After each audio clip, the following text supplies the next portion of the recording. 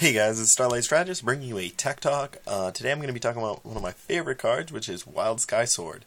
Now, Wild Sky Sword, it was a set premiere card, and it was just kind of, kind of flew under the radar. A lot of people were like, "Oh yeah, it's cool, but it's just not that great. It's not that powerful." Blah blah blah, and it's like, really? I mean, now, yes, he has a 4K. He's very vulnerable, but at the same time, when he swings, he becomes an 8K, and all of a sudden he has so many targets he can just take out. And the thing is, if you can take out one creature with this card, you are gaining a shield, taking out a creature that is potentially much stronger than you should be able to at this point in the game, and just kind of, it helps quite a bit. Thing that's nice is it's being a 6-drop, you drop it in with Oathsworn. Oathsworn's actually a pretty cool card. A lot of people haven't really played around with it that much, it seems like. But, making him a blocker in the rush matchup, if they Shield Blast, do an Oathsworn, bring down Sky Sword. Now, when they are forced to swing in with their Blaze Belchers, you block the Blaze Belcher, regain a shield, and the next turn it untaps, and then you can take out that Laser Arm Draken. I mean, that's a pretty cool play right there. A little situational, but you know what I mean. Now, he pairs well with quite a few cards. Like I said, being a 4K, he's very vulnerable. So, at the same time, if you have a blocker on field, you can kind of keep him alive. He's going to be taken out by, like, Tornado Flames and stupid things like that. But at the same time, the thing I've realized is when you play him down, all these people who just talk about, like, yeah, he's an okay card, but the second you play him down, everyone knows it. And they're like, shit. They literally will, he becomes a spell magnet. Like, if they're going into turn 7, he will probably get Root Trapped or Terror Pit, but he's going to draw that out of their hand normally, because the thing is, they don't want him to swing on them. He might get bounced quite a bit. I mean, you'll just realize your opponent doesn't want him on the field. They don't want him attacking. And they're, like I said, the best way to get him down, Oathsworn. If he comes down during their turn, they don't have the choice. They can't tap him down at that point unless they have a creature ability, and then he can start swinging in and start kind of helping you regain. Cards that I really like with him, besides Oathsworn, Homunculon. He bumps him up to 10k, 11k. 11k is just outside of Andromeda Zone, but I mean, you can actually bump that up with Essence Elf, stuff like that. But that 11k is just going to give you such a big push. There's so many more targets now. The fact that you tap something, you're almost guaranteed to get that shield, because when you swing in, even if they have Granger on the field, there's nothing they can do to prevent you from regaining a shield at that point. Sorry, camera's going a little bit on that.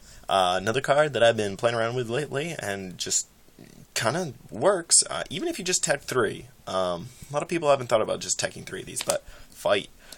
Being only a 4K, he doesn't get his powerful attack boost, but, people are like, well, 4K doesn't take out that much, really, because I'm pretty sure Rusalka is being played, I'm pretty sure Seneschal is being played, I'm pretty sure Seeker is being played. Granted, Seeker's the only thing on board. Any of the Courts, Lemon's seeing a lot of play, any of the Battle Mages, there are plenty of targets that Fight and Sky Sword can take down. Not to mention, it's another one of those shield blasts that just works so well against Rush, because there's so many things below 4K that he can just overrun them and then swing in, and that's 2 shields you regain. I mean, there's some really cool things with that. One of the other nice things, pairing with Lepidose. Lepidose comes on field, and now if you kill something, you're now taking out one of their shields and regaining a shield, and it gives you so much more field advantage over time. And like I said, don't be surprised, he will probably only gain you 1 shield. Don't be surprised at that.